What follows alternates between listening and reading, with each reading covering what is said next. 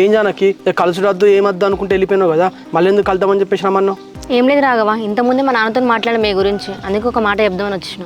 ఏంటి మీ నాన్న దగ్గర మన గురించి మాట్లాడినావా? ఎందుకు మన లవ్ గురించి అయింది? అరే ఎప్పుడు అదే ధ్యాసనా, లవ్ గురించి ఏం కాదు, మీ జాబ్ల గురించి మాట్లాడినా. జాబ్ల గురించా?